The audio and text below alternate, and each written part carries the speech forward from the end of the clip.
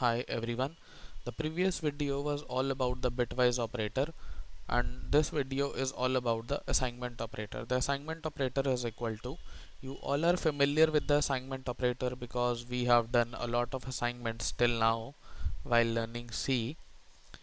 But I'll give you a perspective of assignment operator in this code. I'm declaring a variable int a is equal to 2. So here I'm assigning a equal to 2.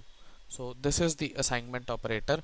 When I'll print the a variable, here printf percent d a, it will give the answer 2.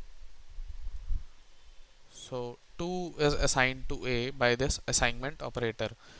Another thing in assignment operator is compound assignment, which is like plus equal to, minus equal to, and more like this, multiply equal to, divide equal to, many more like this. So I'll give you a short example of compound assignment as also. Here I have declared int a is equal to 2. Now I'll say a plus equal to 2. It is equal to a is equal to a plus 2. This line and this line are equal. In this line we are adding 2 to a, so the value after this line will become 4, and in this line we are also adding 2 to a and assigning equal to a. So here it is, this is addition and this is assigning, and here this compound assignment plus equal to. So I'll just print this line before this, so you will get clear with this, and put a backslash in here. We'll just compile it and run it.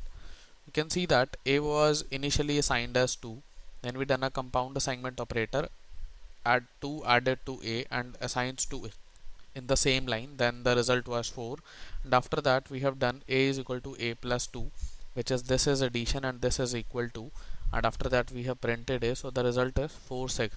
So this is the assignment operator and this is the compound assignment, and this is equal to the this a plus equal to 2 is equal to a is equal to a plus 2.